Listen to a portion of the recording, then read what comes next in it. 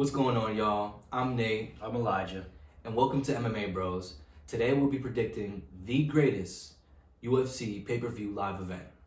And on the first on the card, we got, surprisingly, just in the early prelims, Deiveson Figueiredo versus Cody Garbrandt. And man, it's kind of sad that, to me, in my opinion, I love both these dudes. Cody Garbrandt for his explosiveness and his fat, very quick hands. But Deiveson, on the other hand, I really like him just because of his wars we had with Brandon Moreno. He had 4 fights, one of the few quadrilogies. I don't even know if there's been many. But based on the styles and the way they go against each other, I just feel like Deiveson is more all around. Plus, he's shown more. You know, Cody Garbrandt's lost to some guys. I'm like, if he's losing to these guys, Deiveson Figueiredo can destroy them. You know what I mean? Like, and my personal opinion, I think that based off of jiu-jitsu and the wrestling, Cody Garbrandt has some decent wrestling. Don't get me wrong, but it's not anywhere near the grappling status of Deiveson Figueiredo. They're both former champs. On top of that, the starter of an early prelim. You never hear of this. An early prelim, not just prelims. But Deiveson, man, Figgy, he has power. He has speed. His hands do lack a little bit, like when it comes to boxing. And I can see Cody Garbrandt hitting him with some shots and really giving him the business. But I feel like just because of the overall, like when it comes to stamina, it comes to all these other factors with grappling. This is MMA. It's not just striking. I gotta go with Figueiredo on this one. I kind of have to, just mainly because his skill level and his height of his skill was much higher than where Cody Garbrandt's is. Yeah, he's coming up, but he looked really good against Rob Font. Really good. And Cody Garbrandt got destroyed by Rob Font. So I got to give it to Figueiredo on this one. Yeah. I'm going to go with Cody Garbrandt, though, because I think Cody Garbrandt is more, his hands are way faster than Figueiredo's. I think he has he's more technical on the feet, in my opinion. Like, a lot of time Figueiredo, like, he relies on his power a lot, and now that he's moved up, you can see that he's still skilled. I'm not saying he's not technical, but I think Cody Garbrandt is more technical on the feet. He has better boxing, and his hands are faster. I think this is a 50-50 fight. It could go either way. It really could, yeah. But I think Cody Garbrandt, I'm going to take the underdog on this one, because I think Cody Garbrandt has a legit chance. And I think a lot of people are sleeping on Cody. So I think he got this one. And I'm going to be very honest with you. If this was Cody Garbrandt from like 5 years ago, I'm choosing Cody. But I've seen enough from Cody. And I see he does have somewhat, he's more technically sound on the hands. But he's not like no Moreno. He's not like a Rob Font. And for him getting pieced up by Rob Font, the way Cody Garbrandt wins this is a counterpunch. Counterpunch and some wild strikes.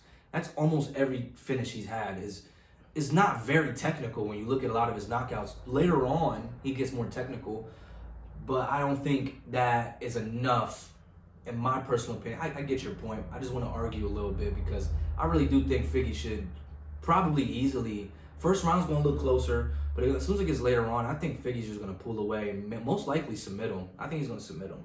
I don't think so. I don't think he's going to be able to get him down. I think it's going to be mostly a striking match. I don't think he's even going to. Maybe he'll shoot, but I don't think he'll keep him down if he does get him down. Like you said, Cody's a wrestler too. He has wrestling. Yeah. He has a wrestling background, and I just think this new composed version of Cody. He's on a win streak. He's motivated. He's confident. I see him pulling it off. I don't. Hey. These are some good fights. A lot of these really could. And he's an underdog too, and that's why I really want to pick him too. Yeah. I think he's a good underdog. I like both these guys a lot. I'd love to see both of them win, but you can't, you know. So, hey, we'll get on with the next one. Next fight up the card: Jim Miller versus Bobby Green, and I'm going with the underdog again. I got Jim Miller. He's gonna knock Bobby Green out. Mark my word. Drew Dober 2.0 is gonna chin Bobby Green. Bobby Green is not gonna be the same. He got brutally almost murdered by Jalen Turner. But who was it? Horrible late stoppage. The fight should have been stopped. His chin is gone. You can't tell me he's not gonna. You can't tell me he's gonna be the same fighter after that. After taking so much damage like that. And Jim Miller, with the confidence, with his style. Yes, I think Bobby Green's a much better striker. He's going to be piecing him up, bop, bop, hitting him with the 1-2s, the sniping shots. Yeah. But Jim Miller has a chin, and Bobby Green has no power. Let's be real here. He knocked out Grant Dawson. Sometimes he got power when it makes no sense out of nowhere. He'll knock out Grant Dawson. But Grant Dawson has a such chin. Jim Miller has a granite chin. He's a crafty vet. I see him doing similar to what Drew Dober did, pressuring him, pushing him up against the fence, and landing a shot as Bobby Green's, doing that Philly shell stuff with his hands down, leaning back. Bob gets hit with a left hook, drops him. Jim Miller finishes him off. This is the reason why I have to go against you. A lot of the things that you said, I feel like I can counteract that with speed and age. Remember, Bobby Green has hands, and he's fast, bro. And Jim Miller, he got some speed, but age is going to catch him. It catches everybody. That's the biggest thing. Yeah, he might power. He could catch Bobby Green. Age ain't catching him anytime. Listen. What? I understand what you're saying. And Jim Miller, I can see that happen. He's aged the best. I can literally see that happen, but I can't go against Bobby Green because when it comes to overall style, the way he fights, the Philly shell, he leaves his head open. But his hands is faster, way faster than Jim Miller's. Jim Miller, his ability to pressure and especially these young non-vets that he's smoking up. Remember, these guys that he's smoking up are not top 15 guys. Bobby Green is. And every single time Jim Miller has fought somebody in the top 15, he lost. You can go through his record and you can see every time he's fought a name, Poirier, all these other guys, everybody, he lost to them. And I'm not saying that's the main reason why I got to choose Bobby Green, but I think the few years of him being a little bit younger, yes, he got destroyed by, oh my gosh. I was crying through the screen, screaming through the screen on that finish. But it's Jalen Turner. Dude's a weight bully. He's quick as hell. He had like almost a 5-inch reach advantage over Bobby Green. And reach advantages with someone that leaves their hands down is going to be a problem. So I get your point. But Jalen Turner's a way better striker than Jim Miller ever is, was, or will be. For sure. And I never said, that he wasn't. It's nothing wrong with getting knocked out by him. Yeah. But it's just the fact we that also seen Bobby Green get smoked and come back and knock somebody out. We've seen it. But we've never seen someone take that much damage. Like, that's one of the Nate Diaz, but he's not Nate Diaz. Nate Diaz hasn't taken that much damage. He was never knocked out unconscious, taking 15 strikes to the face while unconscious. That's the most damage that I've ever seen a UFC fighter take. Such a horrible late stoppage. So because of that, I see what you're saying. And like I said, Jim Miller's an underdog, and this is another fight to where I think that Jim Miller's a great underdog pick. So and Bobby Green also. It was only 4 months ago when that happened. Yeah, that's he true. didn't give himself enough time to, in my opinion, I don't think he was going to give himself enough time to recover. And Jim Miller has aged the best out of any fighter of all time, other than Glover. Other than Glover, because Glover got the title. But Jim Miller, I think he looks really good as for his old age. And it's definitely possible. It's definitely possible. It is. It could go like this. A lot of these fights could, in my opinion, go either way. It's very interesting fights. Now moving on to Jessica Andrade versus Marina Rodriguez. And honestly, I like Andrade a little bit to the point where, because she's been that was wrong of me saying not a little bit. I respect her a lot because she's been in this division for a while. And she's been doing a lot on and off. And that's the biggest problem is she's on and off. She can have times where she's great and she looks great, but her main issue is her striking. When she swings wide. She swings wide hooks. She abandons the jab and the straight. And Marina just looks more put together, in my opinion. I could see why you would choose Andrade, but Marina's on the upcoming. She looks hungry. And there's not much I could say about these fights because it's really hard to tell. It's really hard to tell. I think that Marina just looks more put together. Yeah, I'm going for Marina too. Like you said, Andrade, she is just kind of trash. She just got the same left hook, right hook, left hook, right hook, and she's doesn't have any technique. She doesn't set her shots up. And Andrade made me believe that Erin Blanchfield was actually pretty good on the feet. Erin Blanchfield is garbage We seen what happened in that Man on Fury fight. Yeah. And Aaron Blanchfield was lighting Andrade up on the field with the 1-2s.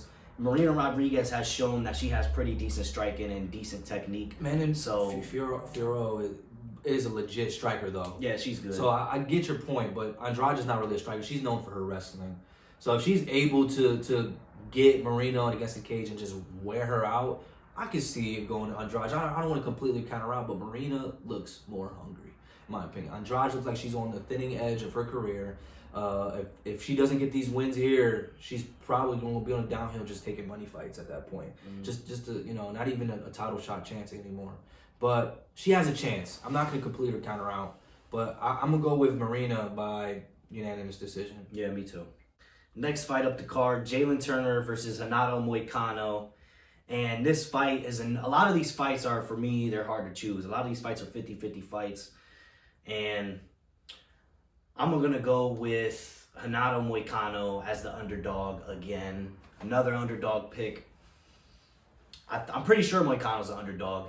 And the reason I'm going with Moicano is because Jalen Turner hasn't, in my opinion, proved to me that he can grapple at a high level with these other guys like Gamrot and Moicano for, like who he's fighting, Moicano.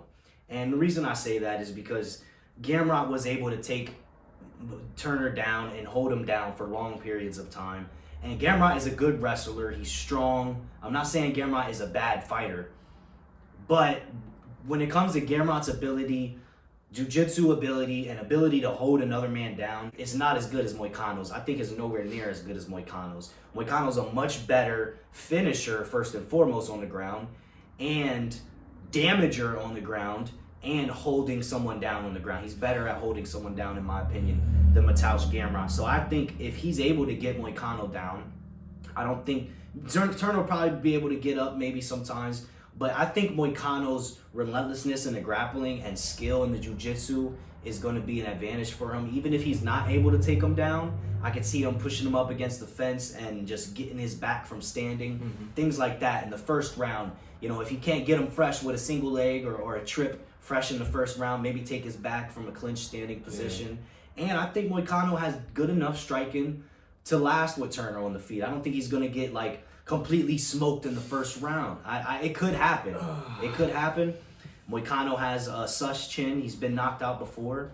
But I just don't trust Jalen Turner's grappling enough to pick Jalen Turner. I'll say this is where I got to cut you off, because I agree with some of those things, but I disagree with the grappling status. Because who has Moicano grappled, a true grappler, and looks good? Not one. Not one. Drew Dober's not a real grappler. No offense to Drew Dober. He's a beast. He can grapple. He has good wrestling. But not like Gamrot. Gamrot will eat him alive. And you discredit. I feel like you discredit Gamrot by putting him in the equation. Like you said, Jalen Turner got up from Gamrot. Who gets up from Gamrot? Not many people. Everybody. You think so? Everybody. Gamrot doesn't hold anybody down. He pushes them up against the fence. Yeah. And not only he gets them down. He gets them down. But when Gamrot, I don't think he even has as good enough time takedowns as Turner. Sometimes he's just shooting out in the open. Listen, Gamrot's way stronger. That's what I'm saying. He probably is stronger. That's why he can shoot out in the open. Moicano has to time it. And if he times Jalen Turner, I can see him getting him down. But he's not strong enough, Gamrot, in my opinion, to keep him down. Yeah, he has good jiu-jitsu, But Jalen Turner's huge, man. He's huge. And Moicano, you say he has decent hands to stand up with him. I completely disagree. Listen, this is no disrespect to Moicano. I watch your YouTube. I love your YouTube. And I follow you. And I hope you do win this. But I think that you need to work on your boxing. In my personal opinion, Jalen Turner's straight up away. He's faster. He's stronger. And he got a 7, almost 6-inch reach advantage on this kid. More than he had against Bobby Green. So I feel like that ranginess is going to be a problem for him to time a takedown. Maybe if I can see Jalen Turner going for a knee or kick and Moicano taking him down and possibly submitting him. I can see that happening, but something in my heart's telling me Moicano, but my gut's telling me Jalen Turner's going to smoke him in the first couple rounds. I'm going to be very honest. Because Drew Dober is not really technically sound when it comes to stand-up. He's just a powerful brawler type striker, and he was landing on him and ground and pounding. Moicano was also landing a lot of good shots on Drew Dober too. But Drew Dober doesn't have the speed or the technicality that I think Jalen Turner has, because we've seen that with Bobby Green. That like there's technical. But another thing, Drew Dober has crazy power. And Moicano was able to eat those shots that a lot of dudes would have got knocked out from. That's true, but you just even said, you're kind of contradicting yourself when you also said Moicano's chin is sus. You know what I mean? So we don't know, because this one could go either way. So I take that back, because I said his chin is sus because he got knocked out before. Yeah. But he got knocked out by Jose Aldo. And Jose Aldo's way smaller than Drew Dober and Jalen Turner. And I'm not trying to put size on it, but size does matter at a certain point. But he can't take the shots from smaller Jose Aldo, but he can take the shots from a much bigger and more powerful Drew Dober. So he does have a decent chin. I take back what I said. I don't believe because in that Drew Dober fight, he kind of did prove that he has a decent chin. Listen, like I said, I hope Moicano wins, because I'm a fan of Moicano. I really like him. But he hasn't shown enough ability, technicality-wise, where I think he could stand up with Jalen Turner. I think Jalen Turner's going to smoke him. The reason why I'm going Moicano is because Gamrot was able to take the back of Jalen Turner. Maybe not for a long period of time, but there was also moments where Turner was constantly giving up his back, where I could see Moicano taking that back. So I think Moicano, when it comes to the grappling, he's much more technical than Gamrot. So I'm going to go with, I just don't trust in Turner's grappling to be able to last against Moicano. That's but fair. It can happen. Like I said, it's a 50-50 fight. I'm not saying Moicano's going to go out there and smoke this guy, but I think he's going to win, and I think he's a good underdog pick. For sure. I think so too, because I would make 2 parlays and put one of them Moicano, one of them Jalen Turner. I can't even lie. But we're moving on to the next one. Sadiq Youssef versus Diego Lopez. And man, Sadiq is a 50-50 fighter to me. He can like, the biggest example I could put is the Barbosa fight. Sadiq Youssef. And don't get me wrong, Edson Barbosa is one of the greatest strikers of all time when it comes to just straight kickboxing. But in that fight, he rocked Barbosa early on. Rocked him. And just started trying to unload him, finish him, and he just couldn't finish old Barbosa that gotten knocked out. No offense, I love Barbosa. He's one of my favorite fighters too. But he could have knocked out an older, beat up, worn down Barbosa and ended up losing that fight through decision. Barbosa survived that first round, and from then on, it was just a straight kickboxing fight. He turned it, and it looked like Sadiq was slowing down, very slow. And what I've seen from Diego Lopez, that dude will keep coming at you. He isn't the type of, he is technical. He will start a little slower. But I think his gas tank, this is going to come down to later. I don't think, it's possible. One of these guys can catch each other early on. But based off of Youssef's style and the way Lopez is, he's just going to wait, probably like second, third round. He's going to just wait for that perfect moment and catch Youssef. Because he has a sus chin too. I've seen him get in that same fight with Barbosa. Barbosa didn't land him with the cleanest shot, and he had him wobbled crazy. But it was a spinning heel kick. Oh, that was, I wasn't talking about that. I think it was a punch he hit on him where he was like, he like stumbled a little bit. Oh yeah, it was towards the end of the round, wasn't it, or something like that? Yeah, I know what you're talking about. And the spinning heel kick, of course, that's Barbosa. If you don't get wobbled from that, you're just a beast. But other than that, I'm just saying, I think Diego Lopez has the jiu-jitsu as well, the grappling, like his. Man, I love these Mexican fighters. A lot of these Mexican fighters pop up.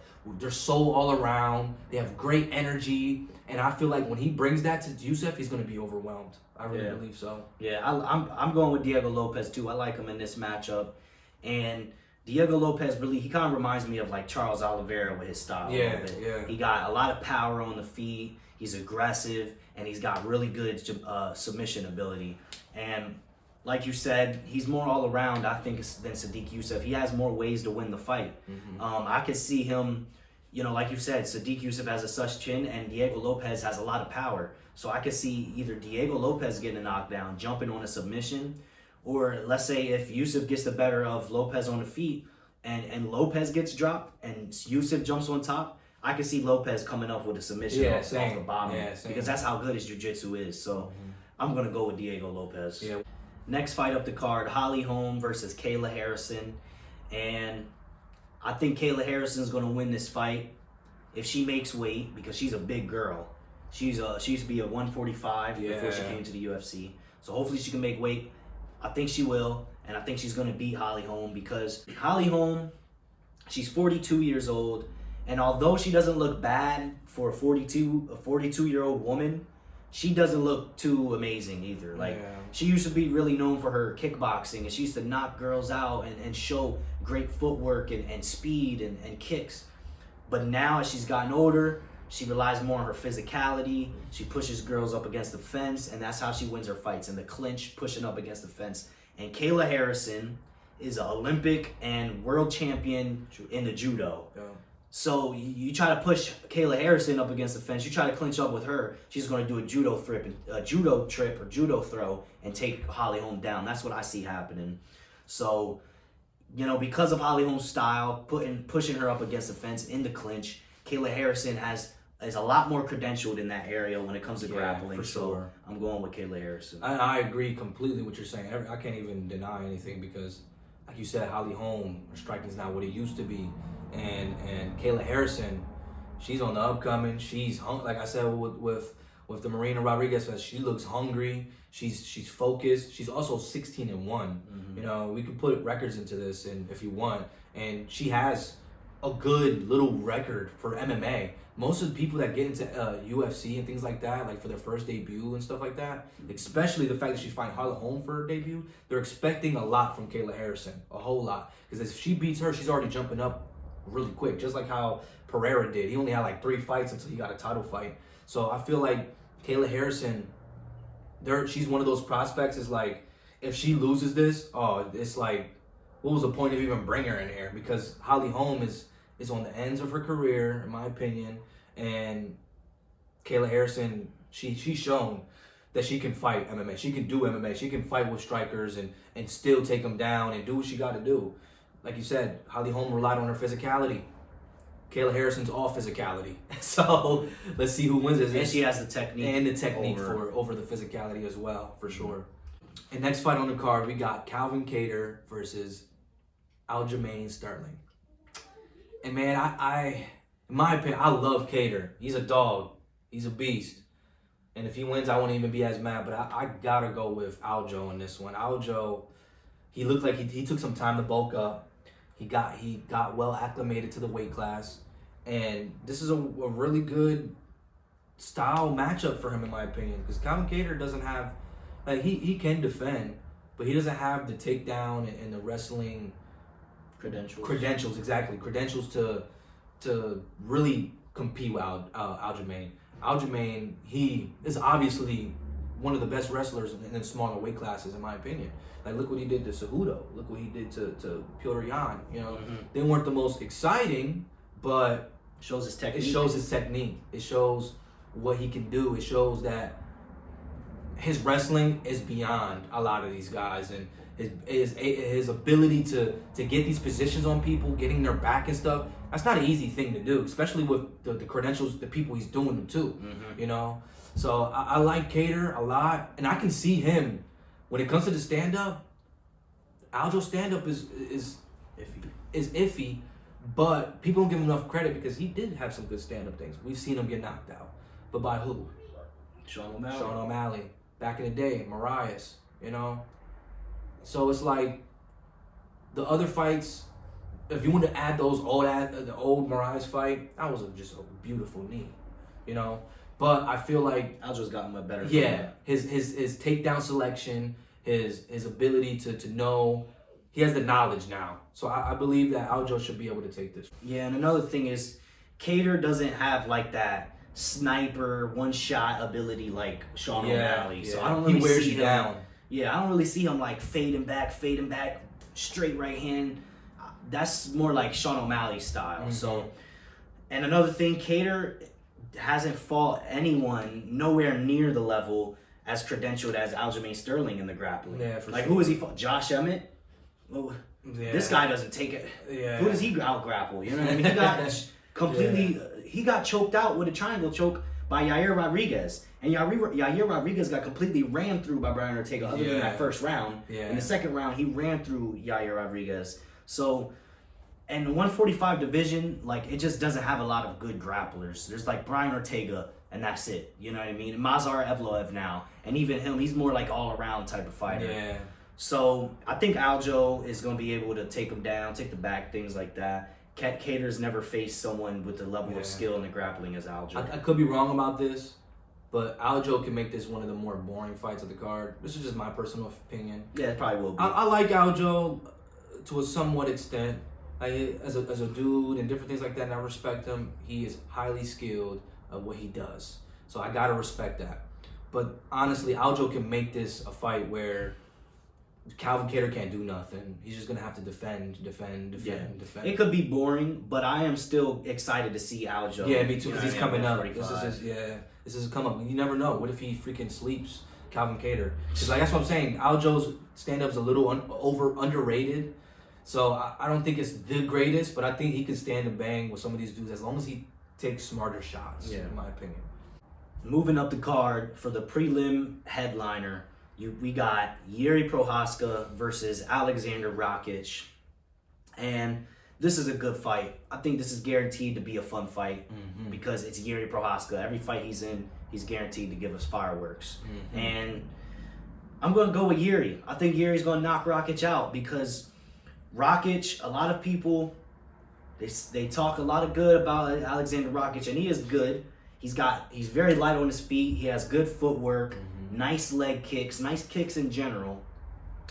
But other than his footwork and his kicks, he doesn't have really anything else on the feet. He doesn't have exceptional boxing. He doesn't have exceptional punching power or punching speed. And I'm hearing a lot of people say that Rakic has the ability to stay on the outside, use his footwork, and jab him up, leg kick, and all that type of stuff.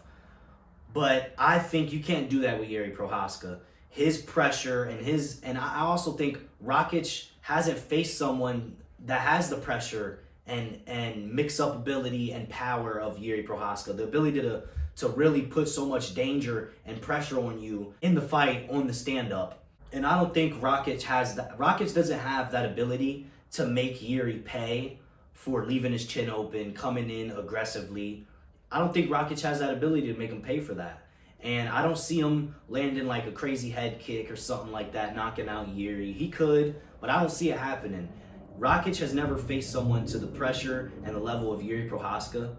And when he has faced someone with a lot of power, when they do pressure him, like against Jan Blachowicz, there was a moment where Jan Blachowicz was pressuring and he landed a little flurry, left hook, right hook to a straight or something like that. And Rakic folded to that pressure and shot a desperate takedown. Jiří Procházka is constantly throughout the fight fighting exactly like that, but with even better technique than what Jan Blachowicz did, with better ability to finish, and just he has better blitzing ability than Jan Blachowicz. The fact that this fight is the prelim headliner to show you how much of a banger this card is. And honestly, man, I agree with a lot of things you're saying. I do. There's only things I can add because I can't disagree about anything. Let's be real. If you look back at his fights, he was able to grapple with Jiří. He was able to get up. So if Rakic does get that desperate takedown, it's going to get back up. And it's going to be hard to take that dude down. And like you said, we've seen Jiří was landing more on Pereira. People forget that he was landing more shots. And all Pereira was doing was destroying that leg. And Rakic does not have a leg kick like Pereira. Nobody on this planet has a leg kick like Pereira. The how quick and how strong those leg kicks are. And I'm pretty sure Jiří's going to be looking out for that because that's Rakic's best weapon. Like, as you were saying, too, about the pressure.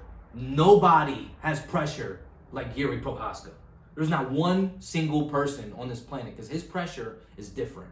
There's some guys with high pressure like Max Holloway, Chandler. They got a lot of high pressure, but not the pressure of elbows and flying knees, and can do that for all the rounds. He was still throwing crazy stuff at Glover in the 4th, 5th round.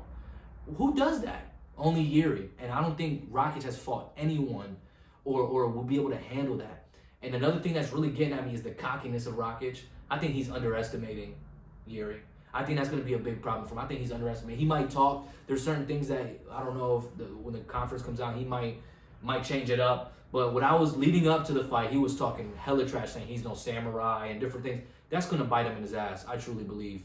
And Jiří is Yuri's gonna mess him up. I think he's gonna mess him up. Rakic might land some good stuff, like kicks, body kicks, but he's not. I don't see his hands doing any work to him. Mm-hmm.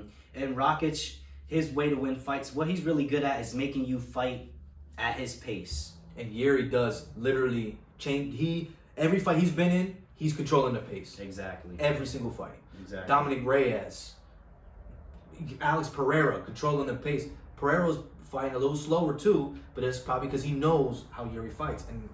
And we all know Rakic doesn't have kickboxing like Pereira. He doesn't have a left hook. So that's his weakness. And if Rakic can hit him with it, he could probably catch him. But I don't see that happening. Next fight up the card, we got Bo Nickel versus Cody Brundage. And first off, it's insane that Bo Nickel's above Yuri Prochazka. Which makes no sense in my opinion. Yeah, that makes no sense. They're really that's Dana White treatment at its Dana White finest.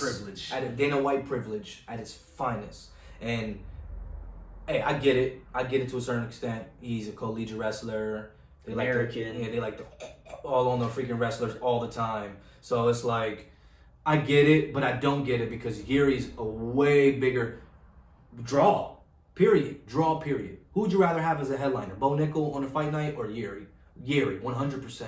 So that's not what we're here to predict. So with Bo Nickel and Cody Brundage, like I said, Bo Nickel, his stand-up is getting better. He has a lot better stand-up than a lot of wrestlers coming in to the UFC, and I'll give him credit for that. He looks good, but who has he fought? Yeah, there's the moment of silence. You can't even tell me. Cody, now he's fighting Cody Brundage, which is like, for example, Bo Nickel's top 40. Cody Brundage is somewhere around there too. This is not anything to be super excited for, unless Bo Nickel goes out there and knocks him out in the hands. Other than that, he's probably just going to take him down, put him in a full Nelson. Just playing, no. He's probably going to take him down and smoke him up. He's probably going to try standing with him. Who knows? Maybe he does sleep him, but this is not like, it's exciting because I want to see Bo Nickel and see what he could do if he really is that guy. And the people hyping him up saying he's that guy, he's not that guy yet. You know, he could be. He really could be a future champion. And I have faith that he can be, but I'm not going to sit here and say that he's some beast, some dude, and start meat riding these guys because he hasn't proved anything yet. He just proves that he can beat trash cans, you know? So that's my take on this. I think Bo Nickel's going to destroy Cody Brundage. I really do. Because who's Cody Brundage? And if Cody Brundage beats him, there goes the hype train. Bo Nickel was a nobody. He was a bum. Yeah, he was a bum. After all that hype and after all that press, he was just a bum. But I don't think he is. I think he can keep growing as long as he takes his time. He needs to take his time like he's doing. Some of the people that are hyping him, you know, that's just hype trains, casuals, blah, blah, blah, blah. You know, his coaches can believe in him. They can say, but anybody else, they can't say that. They can't. Someone that just watches him growing up, you know what I mean, from college wrestling, oh, he's going to be the best. You can't say that. So that's my take on that. Bo Nickel probably going to finish Cody Brundage, either knockout or submission. Yeah, I think he's going to run through Cody Brundage too. Cody Brundage ain't nothing special. He's just a big, strong guy with some good power, no technique. Dude was getting completely destroyed by Jacob Malkoun. Yeah. But just Jacob Malkoun don't know how to win the fight, right? And he's throwing elbows to the back of the head. And Cody Brundage quit because he didn't want to continue. So not only does Cody Brundage suck at fighting, but he's a quitter too. Bo Nickel Bo Nickel, it's starting to get annoying because they're hyping him up. They're putting him on really good spots on the card above guys that he shouldn't be above. So it's starting to annoy us, but I do got to be real. I think Bo Nickel's legit. Yeah, me too. I think he, like you said, he's got good striking now too. I don't think Cody Brundage is going to be able to do nothing to him. Yeah, I think he's going to get ran through. 100%. Next fight on the card, we got Charles Do Bronx Oliveira versus Arman Sarukian. And this one, I love Charles Oliveira a lot. He's one of my favorite fighters of this time right now. And I can see this being a battle. I can. Sarukian's a little iffy. If he goes, he'll be dumb, in my opinion, to go for takedowns because he's not Islam. You know, he's a beast. He has great jiu-jitsu, great grappling, great chain wrestling. So I the problem is that I don't see, even if you get him down, Charles Oliveira, he's going for submissions. He's going to get a position on him, maybe by Kimura or get on his back somehow. That's Oliveira all day when it comes to jiu-jitsu. It's a different beast. And when it's on a stand-up, even if Sarukian tags him up and somehow drops him, Carlos Oliveira is going to get back up and probably find a shot. It's whenever his opponents get that little confidence and Oliveira comes down and that confidence comes raining back down on them. So I think that Charles Oliveira has that dog mentality, and his stand-up has gotten better in his past fights too. Granted, he got dropped by Poirier, he got dropped by Chandler, he got dropped by Gaethje. All three, but who are those guys? Way better strikers, in my opinion, than Sarukian. So if it comes to MMA math and different things like that, I gotta choose Oliveira. I have to. And I feel like he's gonna beat Sarukian and go for the title again. He has to. Yep. I'm going for Oliveira too, because man, these new generations of fighters, Arman, Gamrot, Fiziev, they're not dogs. They're a little bit too hyped up. We all thought, oh, Fiziev's gonna whoop Gaethje. Oh, Gamrot's gonna run through Beneil. Nah, these guys, I don't think they're to the level of these guys. I don't think they're at the level of Poirier, Gaethje, and Oliveira. These guys, they're holding down the division at the top 5, and I think they're going to continue to do so. What's different? Tell me what's different from Arman Tsarukyan and Mateusz Gamrot? I don't think Arman Tsarukyan is that much better than Gamrot. I mean, his stand-up's a little better. Gamrot beat Arman Tsarukyan. Yeah, he did. And he was having a close fight with Gamrot in a stand-up. They was going back and forth in a stand-up. And that fight was boring. Oliveira is way better than Arman on the feet, in my opinion. His pressure, his aggression. I think Arman is going to freeze up. He's going to freeze up just like Beneil. And you can say, oh, Arman's got better. Now he's knocking Beneil out. Who did it first? Charles Oliveira. He cracked that chin first. Mm-hmm. So I think Charles Oliveira, he's the second best in the division. Nobody's beating Charles Oliveira other than Islam Makhachev. I'm going with Charles Oliveira. Maybe Arman will be able to get a takedown, but he's not going to do nothing to Oliveira on the ground. Islam wasn't even able to do nothing to him on the ground until he dropped him. And I don't really see Arman I don't think Arman's as good as Islam. Yeah. His defense isn't as good. And I just don't think in general he's as good as Islam. And on the feet, I don't see him doing much to Oliveira, so I'm going with Charles Oliveira. Yeah, I can see Oliveira by knockout. Yeah. Next fight up the card, we got Justin Gaethje versus Max Holloway, and I can't wait for this one. Yeah. This one, it might not be as high-paced and crazy as Oliveira versus Arman when the fight first starts out, but it's guaranteed, in my opinion, to be fireworks. Should be fight of the night, in my opinion. I think it might go to fight. I think it might be fight of the night. And one thing I think about this fight, I think it's going to decision. I don't think Gaethje's going to knock out Max Holloway. It could happen. Gaethje could be the guy to finally crack the chin of Max Holloway, but Gaethje wasn't able to crack the chin of Michael Chandler. Michael Chandler is known to be a chinny fighter, and he was taking so many shots clean on the chin, just walking forward with his hands down from Justin Gaethje, just eating them. There's been plenty of fights to where Gaethje has hurt guys, but he wasn't able to finish them, where you would think, how much we talk about his power, you would think he'd be able to finish those guys, and he wasn't able to. And Max Holloway has a granite chin. I think Max Holloway has the best chin in UFC. Yeah. So I don't think he's gonna get chinned by Justin Gaethje. He's never been knocked down in all of his fights. And he's fought Poirier, he's fought Volk, he's fought Yair, he's fought all the people that you can think of that have crazy stand-up. He's fought all these guys. He's never been dropped once. He's been wobbled, especially in the Poirier fight, in the championship fight. Was it the championship fight? I believe so. Yeah, it was in the championship fight. Yeah, number 2. He got hit hard, and Poirier's known for having that power too. Mm-hmm. And if Poirier, granted, it was a little bit before, but that was like prime when Poirier just hit his prime, just started hitting his prime, because that's when he won the belt and eventually fought Conor and all this other mess. Fought Conor for the second time, and so I feel like just based off of that, I think that Holloway can do this. Plus, he took time to bulk up, and he looks good for the weight class. Mm-hmm. He got his weight up. His chin might even be better You know what I mean? Who knows? And that's the difference between this fight and the fight with Poirier.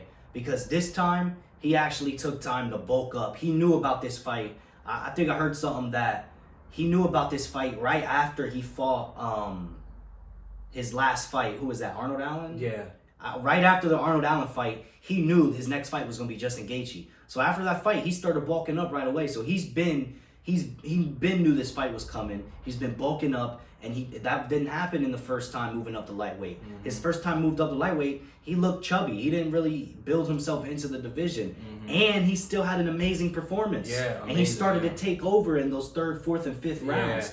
And I think that's what's going to happen in this fight. That's the problem with Gaethje. We see in his fights where once it starts getting late, and I was watching some of his training, of Gaethje's training, so he has been working on that stamina. His biggest thing, like he said, was even in embedded. Now that I'm thinking about it, I just remember in the embedded, he even said that the first thing that goes is your legs. And when we see Gaethje, he's always last couple rounds, especially the last 2 rounds. Third round's low. He can go to the third round and still look good. But once that 4th round hits, he looks so sluggish, and like his chance to beating Holloway is early, 100% early. And what we've seen from Holloway recently, he has improved tremendously from that Poirier fight, and even from the Calvin Kattar fight. Yeah. If you want to, that wasn't even that far back, and I think Holloway has improved tremendously. Even if you want to go to Yair fight, which was after the Kattar fight, I think he improved tremendously from then until there. I think Max Holloway is arguably the best boxer in the UFC. And another thing is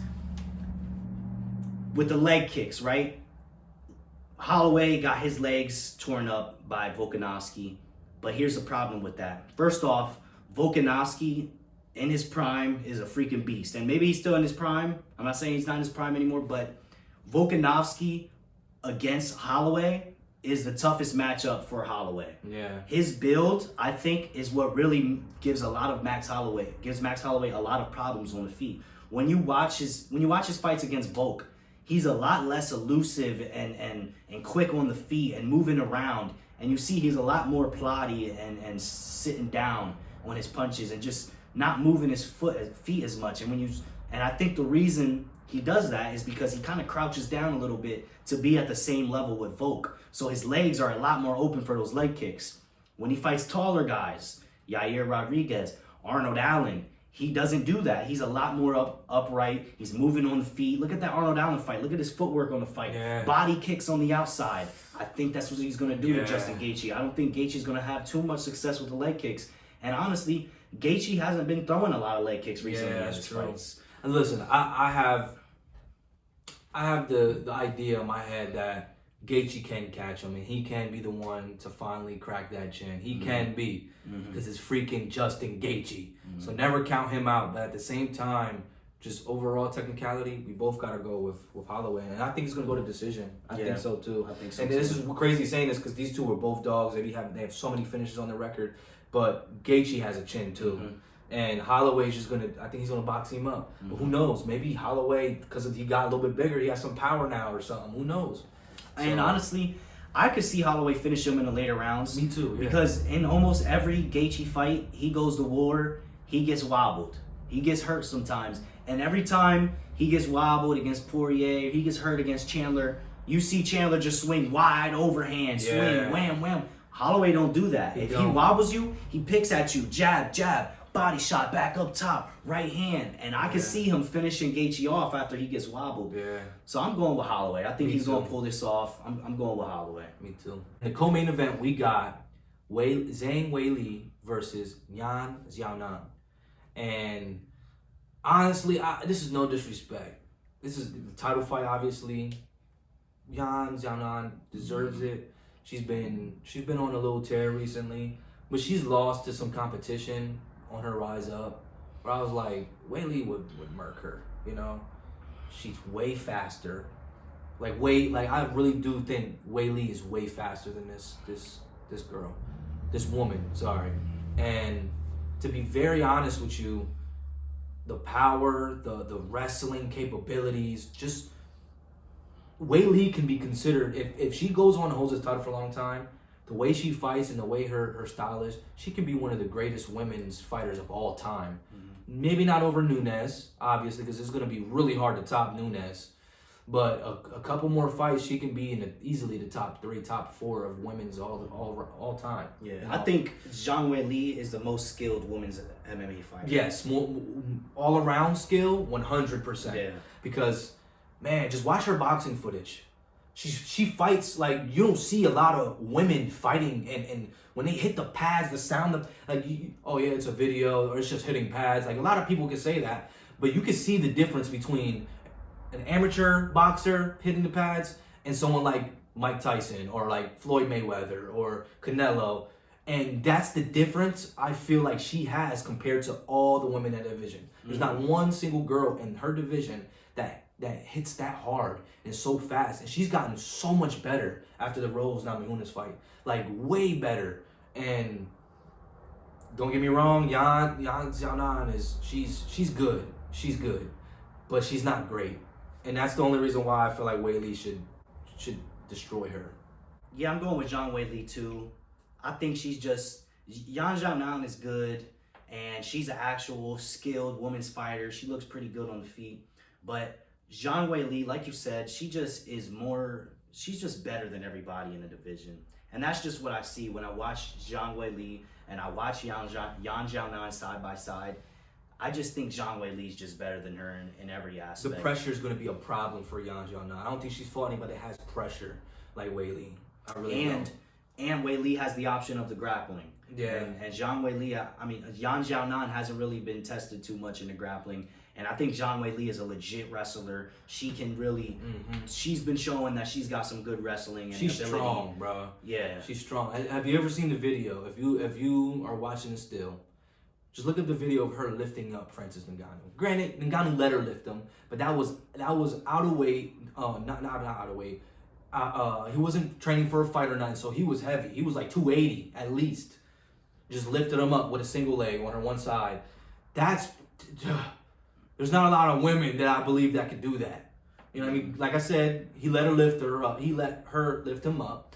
But at the same time, that's insane strength. And I think she's going to demolish Yan Xiaonan. I do. Yeah, me too. When either stand up or takedowns. I think she's going to maul her. Yeah, me too. And for the main event, we got Alex Pereira versus Jamal Hill. And I can't wait for this one, man. This one is guaranteed going to be a finish, I think. Someone is getting knocked out. This is going to be a great fight. And I'm going with Alex Pereira. Jamal Hill has a legit shot. He's the more all-arounded fighter. He's got the ability to shoot in a takedown. And I think that's his way to win. He needs to shoot the takedown. I don't think he can just strike with Alex Pereira. And that's the reason why I'm going with Pereira. Because Jamal Hill is saying in the build-up to this fight, he's not shooting a takedown. He said he's knocking Pereira out, and he's not shooting not one takedown. Yeah. And I think that's going to be to his downfall. I think he needs... I'm not saying his way to win is by out-grappling. I'm not saying his way to win is by out-grappling Pereira, but his way to win, he has to have that threat of the takedown, in my opinion. Yeah, just to get him guessing. And not only that, he could even tire him out and finish him late. I mean, I could see, like, don't get me wrong, Jamal Hill, if he lands a straight right on the temple or right in the perfect spot, he could definitely sleep Pereira. He definitely could, because he has that power. But Pereira, when it comes to just his kickboxing skill, I see his openings. They both have openings. Let's be real, because Jamal Hill tends to leave his hands down. And that's where I can see if he goes for, let's say he goes for a combo. He has really good combos, Jamal Hill. And I could see him throwing a combo, and if he just overextends just a little bit, boom, left hook, Pereira can catch him. I really And the thing is, with Jamal, you see a lot of the time he'll overextend and he'll leave his left hand or he'll leave his right hand down. And Alex Pereira, his best thing is that left hook. So if Jamal Hill does that, he overextends and puts that right hand down, he's going to get caught with that left hook. I feel like the safest way to win is to take Pereira down and beat him up on the ground. Pereira will get up because he's strong. I believe he will get up. But tire him out and then finish him on the feet. That would have been the best game plan, in my opinion, for Jamal Hill. But Jamal Hill's a savage. He's a dog. We got to be honest. The fact that he's sitting here staring one of the scariest dudes to ever be in MMA and this straight in his eyes and be like, yeah, I'm going to stand up and knock you the fuck out. The freaking fact that he's saying that, it gives me a little confidence in him because you see that he radiates confidence. He does, and I'm not gonna lie.